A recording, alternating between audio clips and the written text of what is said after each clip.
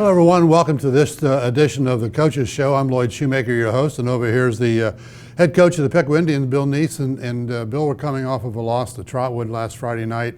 It was homecoming. Things just didn't start out going our way very well.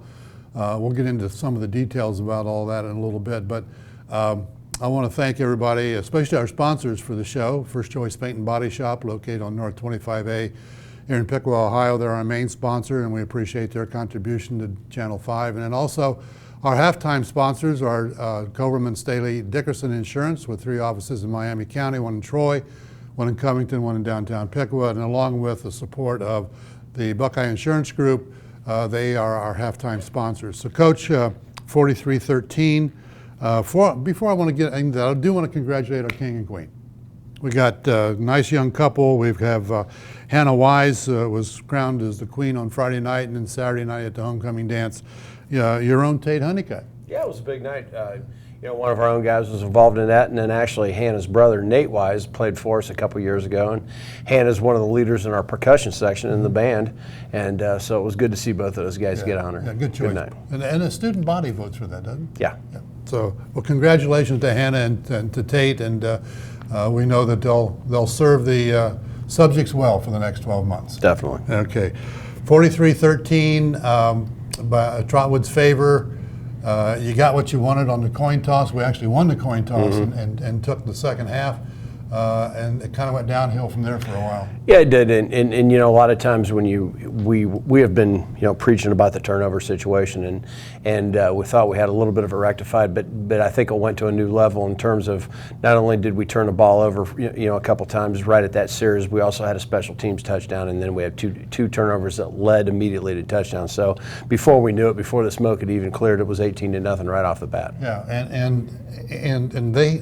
Offensively, we did a good job against them. I thought our defense, when we got in there, and when we got the ball on offense, we did a good job of keeping it away from them with the running game. Yeah, and on both counts, we were able to put some drives together, and I know you'll allude to it probably later on. In the second half, we came out and had a nice drive. But in both situations, I think one of the turning points was in the first half.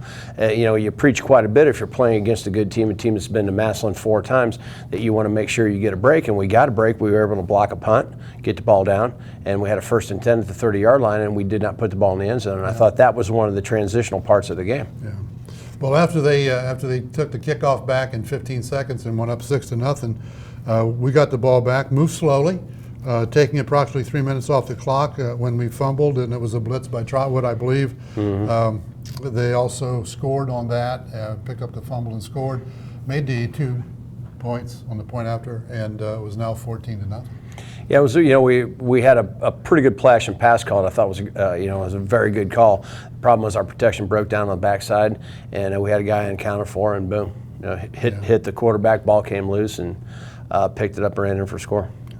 On our next series, we went from our own 27 to the Trotwood 30 before stalling out. Used just under 4 minutes. Again, you were keeping the ball away from them, which I'm sure was your plan all night. And 4th and 7, we just missed a pass to Colton Bachman. That would have been a good one. That would have been another one, and I think 2 times down at our end of the field, which is down by the school, down by the big building here, that we weren't able to capitalize, and that was something that if you're going to stay in the game against Trotwood, you've got to be able to do that. Yeah. Trotwood takes over. They run 11 plays. They only moved the ball 20 yards. Good defense. 4th and 10. Smeezing blocks a punt. I mean, he just came in there like a shot. Yeah, he was never touched. Did a great job. He's our contained guy, and the guy had stepped out on him, and he put a little move on him and came right up right through the easy way. We get the ball 1st and 10 to Trotwood 25 on the second play. We cough it up, and away they go again. Yeah. Score's now 20-0. I couldn't believe. I think that was a turnover by maybe Trent. I don't know. It doesn't make any difference at this point. But it seemed to me like he was stacked up and there was no whistle. Was that close? Yeah. We thought it was real close. And, again, that was one of those ones it's kind of one, scratch your head, what happened type deal that we couldn't really. And the film is not really that clear on what happened. It was a big pile. 4 momentum was stopped. And whether or not the guy stripped it while he was on his way down, you can't really tell. Yeah.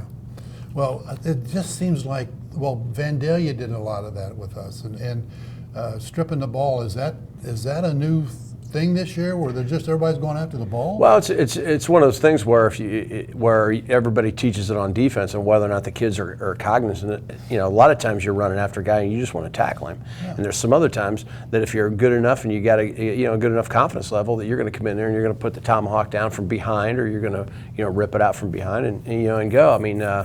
Everybody teaches it. Whether or not you do it or not is a different story. One of the biggest games we ever played out here was Trotwood Madison versus Piqua 2006, and Dave Rolfe, if you remember, the guy who had a big long run at about the 4-yard line just getting ready to score, Dave Rolfe came in and just ripped the ball out of his hand and went back the other way and saved the game. So certain kids have a knack for doing it. Yeah. Don, is there anything that you teach in weightlifting or anything about the strength of the hands and the arms? Definitely. Yep. Okay. Well, another thing that I observed in that ball game is that Trotwood seems to have some trouble with their extra point kicks. And my question to you is that going to hurt them in the playoffs? I don't know. It remains to be seen sometimes. You know, they have they've developed a pretty good package for 2-point conversions, you know, with their motion and things like that. So that remains to be seen sometimes. Yeah, you know, if you need a field goal or something like that, sometimes that comes in handy. After an exchange of possessions during which we stopped the Trotwood offense again with 8:09 to go before halftime, Trotwood intercepts the pass and the defense scores again 26. And that's one we needed to have back. That's one definitely. That was a good series on their part, and the fact that they were able to pin the ball down, which is something that's you know, kind of an underused skill, and something we try to practice on, you know, as much as we can, is to get that punt, you know, down it inside the 5-yard line. They did it, and then we tried to fight our way out, and bad things happen to you, you know, when you get your back against the wall like that sometimes. Yeah. I thought the defense in the first half was pretty darn good. Trotwood had 1st and 10 from our own 15. Jordan Taylor gets a big sack in there. Defense holds, and then going to halftime down just 26. The offense has not scored. No. In the first half. Yeah, and it was big.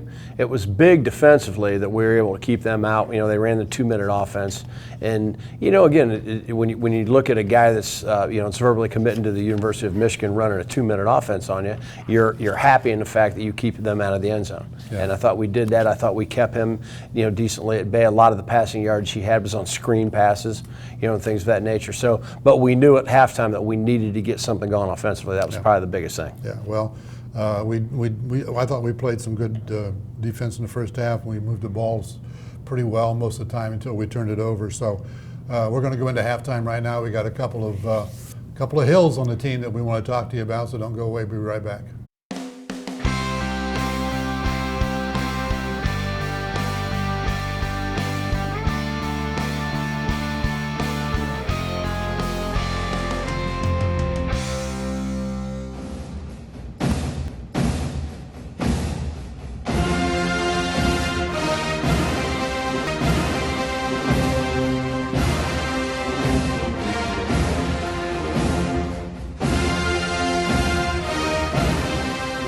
Welcome to Halftime, folks. We're back here. Our sponsors for the Halftime Show is Coverman, Staley, Dickerson Insurance, along with the Buckeye Group here in Piqua, Ohio. The insurance guys have an office in Covington.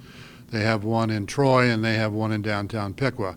We hope that you will use their services because they are a big contributor to Channel 5, and we appreciate them being our sponsors for the Halftime Show. Over here to my left, we've got Brady Hill. Over to my right, we've got Cameron Hill. They are cousins, if you didn't know that. I didn't till tonight. Now we know that for sure. This one over here plays on the special teams and also on the defensive line. You're a junior, and is this your first year to be starting a lot? No, I started last year. Defense tackle. Okay. As a defensive tackle, and you're about 6'3" or 6'4", and you weigh less than 190? Yeah. And you're a defensive tackle? Yeah. You got quick hands, quick feet. What do you do good? I just try to stay low and fire my hands, and use the feet come with me. Try to hold my own as best I can. You had the ball game last Friday night against Trotwood. There was a lot of things that went wrong and a lot of things that we did right. Their offensive line, was it one of the biggest offensive lines that you played against? Yeah, that's one of the biggest offensive lines. One of the strongest offensive line too. So I just got to stay low and fire off. Couldn't go in there timid. You get put on your butt most of the time. Yeah. Do you play any other sports besides this? Basketball. Oh, that's right. We've seen you out there on the basketball floor, haven't we? Yeah. Okay. You coming out for basketball this year? Yeah. You guys going to be good this year, aren't you? Yeah. All right. Now, I tried to talk into playing basketball about 15 minutes ago. Yeah. 6'5", the coach would be thrilled you showed up out there. But you say you don't play basketball. No, I don't. You don't play backyard basketball or anything? Yeah, I play at the Y a lot and Yeah. stuff like You'd be that. surprised how that would carry over. Maybe I'll give it a shot. I wouldn't. I'd let the coach decide whether or not he wants another 6'5" player. Uh, All right, and you're on the offensive line. yes. Okay, and that's all you do is the offensive line? Yeah. Okay, and this is your first year as a starter? Yep. Okay, so what have you been learning from your experience? You're a junior, both of you are juniors. You got one more year to go. You're about 210 in weight. What's an ideal weight for you playing in your position? I'd really like to get up to about 230, 235, like our tight end, Nate Monin. Yeah. I like to be like that, just solid. Yeah, you talk solid. There'd be a picture of Nate Monin there Yeah. in the dictionary, wasn't there? The game last Friday night, you were going up against the defensive side. What was the difference there for you? They're just quick off the ball. Defensive ends real quick, had a nice first move, and the D tackles are just a little more physical. Do you play any other sports besides Nope. football and potentially basketball, if I keep talking to you? Just football. Football, okay. What about grades? Both you guys good students? Yeah. Oh, yeah. You too? Yeah. Oh, that's disgusting. I wasn't a very good student. All you football players are good students. I don't understand that. What is it about that? Is it the coaches that keep you learning, or is it just something comes natural? It's mostly my parents cracking down on me with my grades. All right. Your cousins, your fathers are twins. Yeah. Do your parents crack down on you too? Oh yeah, they crack down. And Okay. I don't want to see what happens if I get 2 Fs and I can't play football. So Oh, my gosh. I'd rather avoid that. So Yeah. So what are you playing? I know you're only juniors, but are you thinking about college? yeah, I mean whatever I can get, I'll take. I Yeah. mean, I know not too many people looking at 180-pound defense tackles, but if I can get something with grades, I'll go. Yeah, but you're only a junior, so I mean you got time to build up more. Yeah. I just got I don't know. I just got to put on weight as much as I can and just play as hard as I can. It's eating and lifting, right? Yeah. Is that the Yep. combination? Yep. Eating and lifting. What about you after you graduate? Now you got one more year to play, and hopefully you get to that 235 and grow about 4 more inches. That would be really good. Yeah. If I could, it'd be fun to play college football, but I don't think anybody wants a 210 offensive lineman. I just got Not yet. Not eat yet. more and Yeah. And weights. eat, sleep, and lift in the There you offseason, go. basically. Yeah. So, any idea what you want to do after college? What you would go? What degree you'd go after? I don't really know. I'd probably go undecided because I'm really judging between what I want to do. This coming Friday night, you're going to get to go up to Sydney and play on their new turf. Sydney's the battered helmet competition. So, Yeah. what do you think about the Sydney game? Oh, I'm really excited. It's a rivalry game, and our dad's played for Sydney, so it's kind of like a homecoming for our dad. So get to go over there and smack them around. What side are they going to sit on? Hopefully our side. Okay. What's the Sydney game mean to you? Well, last year I kind of got a wake-up call because I went in there and didn't think it was going to be that much, but rivalry game is different. There's Yeah. a lot more hitting. There's a lot more intense, a lot of talking smack out there, so Yeah. it's a lot more intense than a rivalry game. Is there a lot of smack talking going Oh, on yeah. high school games? Oh, yeah, there's a lot of smack talk going on. Is that right? Yeah. You guys don't ever start it, do you? No, but if my dad, if he ever heard me say a cuss word out there, he'd come in the field and take me out, so Okay, I well, try to keep it down. we'll leave it at that so we don't get you in any more Yeah. trouble. Well, good luck Friday night, guys. After this win this Friday night, then we got Troy coming in. That's a whole different type of ball game too, with the competition and the rivalry involved. And Troy's not doing well. And if they could, win 2 games this season, and one of those being us, that would make their season, even though they're as bad as they are. So we want to encourage you guys to play well. We wish you good luck Friday night and stay healthy, and let's get some weight on you guys for next year, okay? Yeah. All right, thanks for watching our halftime show. We'll be right back with the coach. Don't go away.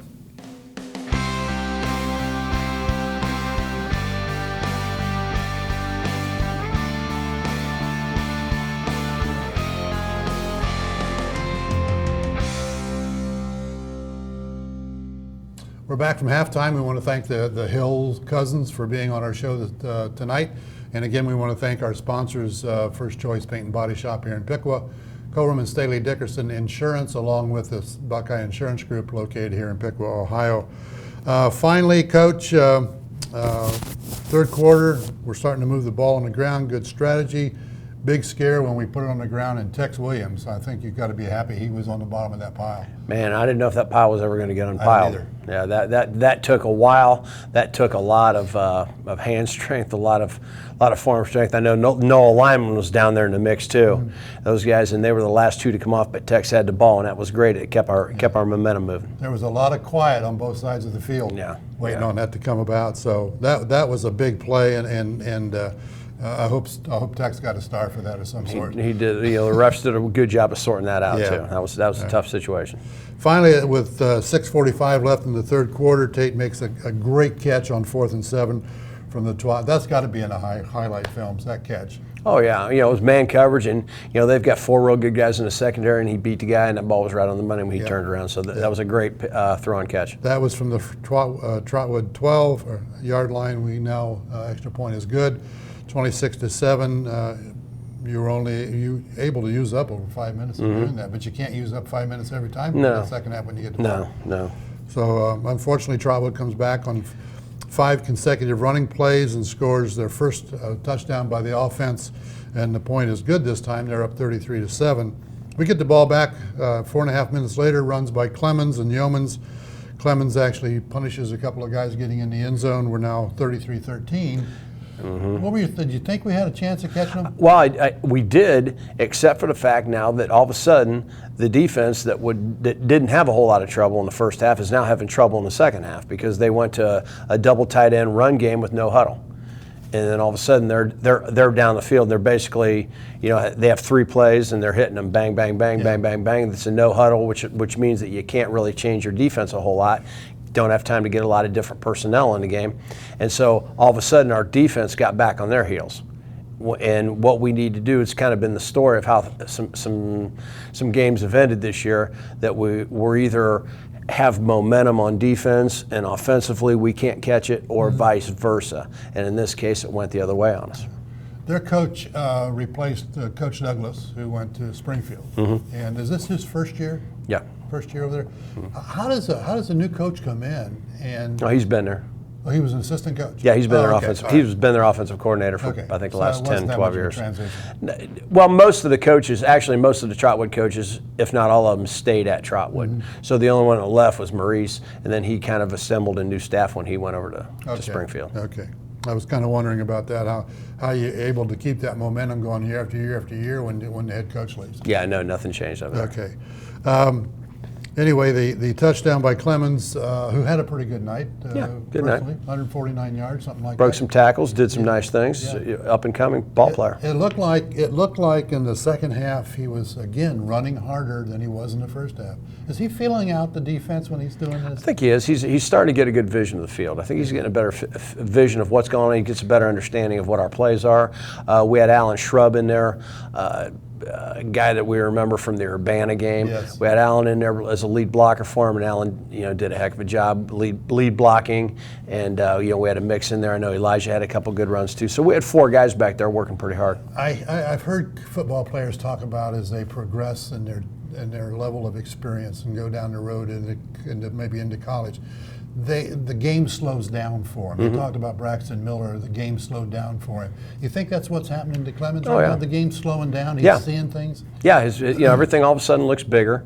Everything looks, a little bit more clear, and that's exactly how it goes.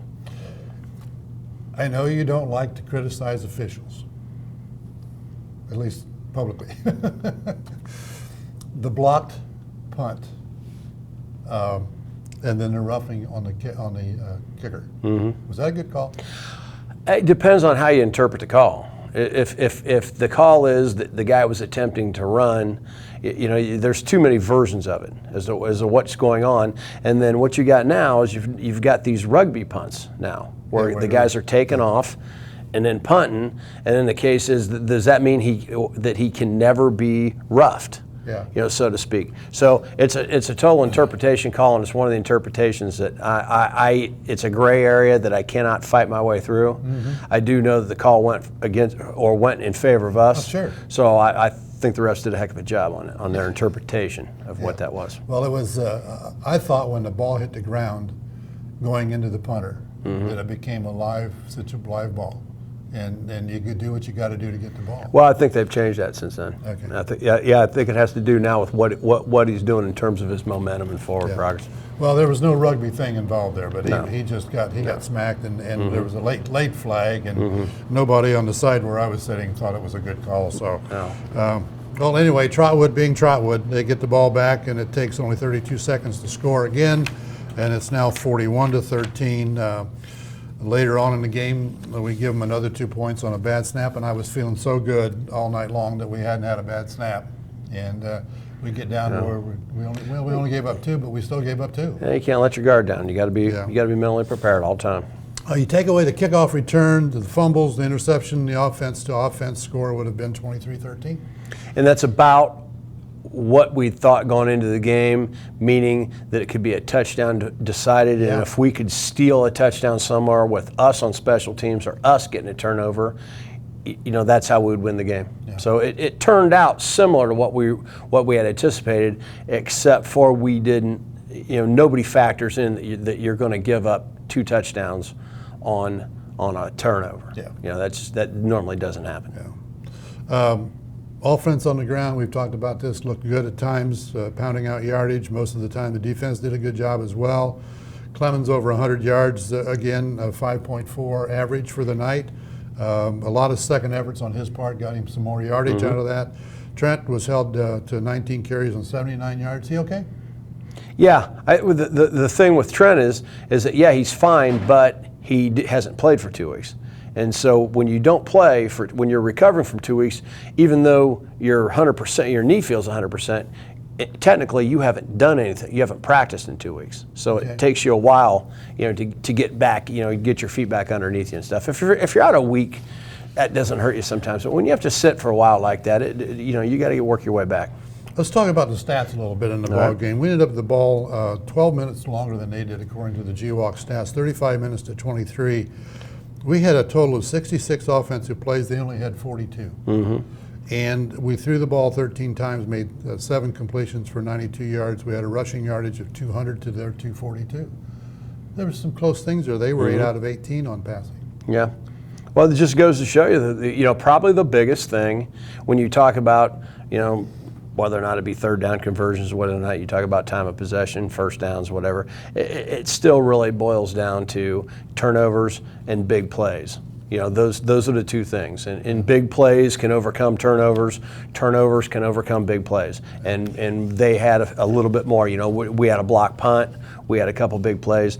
They had a few more. And the fact that they had a shorter field on some occasions. There was a couple times we had to knock it out. From a long field, we gave them a short field a little bit. Well, a good stat that you like to see is on penalties, you only had 1 for 15 yards. Yeah. They had 7 for 50. Well, we probably have a pretty good handle at this point on our mental mistakes. We just got to keep playing. Yeah. As I talked about, Clemens had 107 yards, according to these stats. I come up with 149 someplace. I don't know where it was. Yeoman 79 yards, total of 53 on the night. Bachman had a couple of nice catches.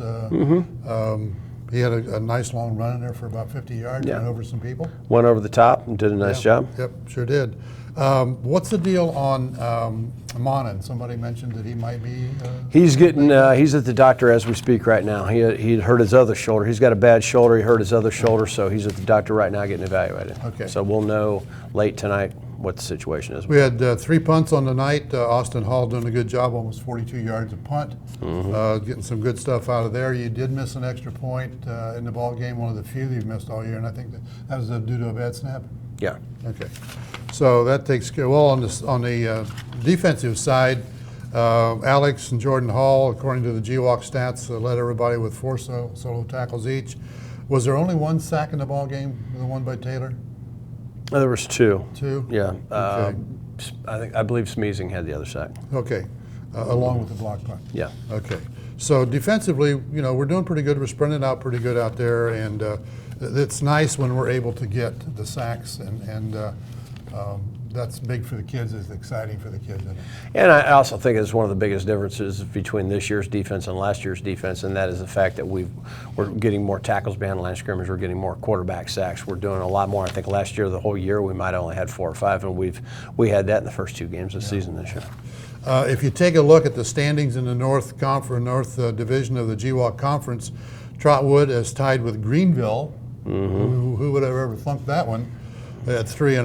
Of course, Greenville's 4-4 in season, and Trotwood is 7-1. Then Butler 2-1, Troy 1-2, and then us and Sydney at 0-3. Some of the scores from the weekend: Trotwood, of course, 43-13. Troy 27, Sydney nothing. Shutout there. Didn't expect a shutout in Troy. Yeah, well, that was a tough game. Sydney was without a couple players, and the Trojans jumped on them fairly quickly and played pretty well. And then Greenville took care of Butler by 7 points. Yeah, it's it's a crazy year, Coach. It's definitely a crazy year. There's some stuff that's happening that you didn't think would ever happen, and vice versa. Well, I tell you, I honestly did not believe that going into the last 2 ball games of the year that we had a chance of ending up 5-5. I would have thought. I was talking to one of the coaches in here earlier, and I said at the worst I thought we might be 7-3 and probably 8-2. And we went through a bad spell with a series of things happening, and there's 3 games sitting there that, if you were at the game, you understand what happened. Yeah. If you weren't at the game, you probably don't want to know anyway. But those 3 things, we had some issues in those games, and we weren't able to come through. Well, you got 2 games coming up the rest of the season. You're going to go up to Sydney this Friday night and play for the battered helmet. And I know everybody's going to be fired up for that one. Definitely. Our players are fired up. They understand that we can finish the season at 500, and we also are in a great position where we're finishing the season with 2 of our rivals back-to-back. So we'll have Sydney this week and then Troy next week. So I think everybody's fired up and ready to play. And Troy, of course, either Sydney or Troy, if they win the ball game, that makes their whole season. But especially with Troy right now only having 1 win on the season, if they can come back and take care of us at home, it's going to be like they went 10-0. Exactly, and that's why when we decided that the Troy Pickle game is going to be game 10 every year, that's also a risk you got to take, because you're also looking at the fact that one of us, and thankfully it's been us, is going to go into the winter feeling pretty good about everything. Yeah, and it can also make a big difference in the playoffs too. Whether if you're both strong and you need that win, it's going to be a fight all night long. Anything else you want to add? No, I think that's it. Okay, well, listen, we'll see you next week. We want to thank you for watching us tonight, and we want to thank our sponsors again, First Choice Paint and Body Shop and the Coverman Staley Dickerson Insurance Group, along with the Buckeye Insurance Group here in Pickaway, Ohio. Thanks for watching. We'll see you next time.